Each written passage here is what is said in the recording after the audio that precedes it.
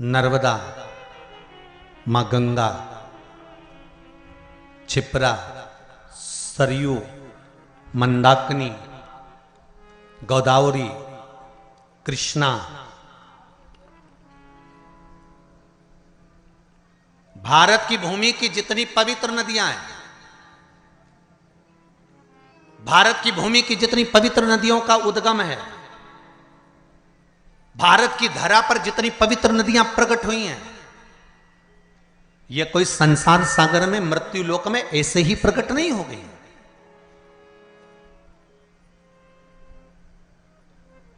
देव अधिदेव महादेव के पास में बारंबार सारी नदियों के लिए प्रागट्य के लिए निवेदन किया गया, पंचायत में यह सिद्ध किया गया, तब जाकर इन नदियों को प्रकट किया गया। और एक बात अपने जीवन में उतार कर रखना, जितनी पवित्र नदियों में आप स्नान के लिए जाओ, जितनी पवित्र नदियों में आप स्नान करने के लिए जाओ, आपसे करबद्ध हाथ जोड़कर निवेदन है कि उन नदियों की पवित्रता पर कभी दाग लगाकर मत आना।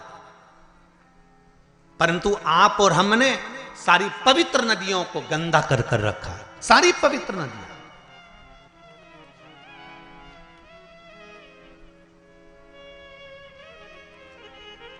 मैं कहूंगा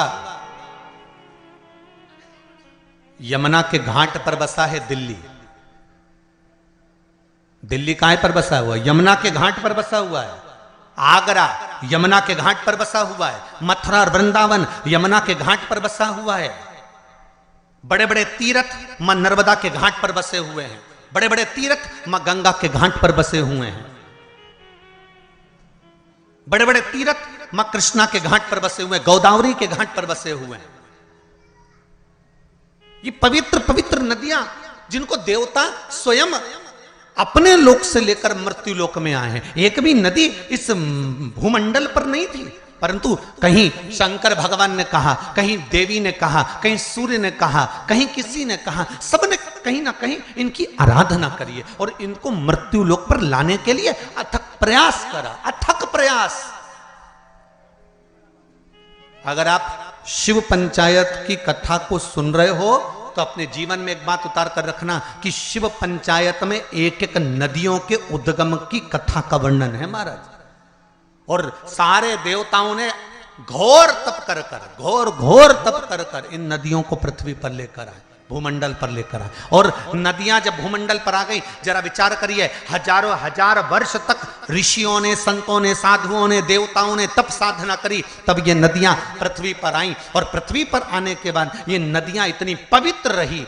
और आज उन संतों लोग तो इन नदियों को लेकर आ गए और हम क्या कर रहे हैं? इन नदियों को ओझल करते जा रहे हैं, इन नदियों को छुपाते जा रहे हैं, इन नदियों पे मकान बनाते जा रहे हैं। कहीं गंदा पानी, कहीं नालों का पानी, कहीं गंदगी सब इन पवित्र नदियों में भेजते जा रहे हैं। और विचार कर रहे हैं कि यमुना मैया हमें तार देगी, विचार कर रहे हैं गंगा मैया हमें तार देगी, विचार कर रहे हैं नर्मदा मैया हमें तार देगी, क्षिप्रा मैया तार देगी। तो कैसे तारेगी?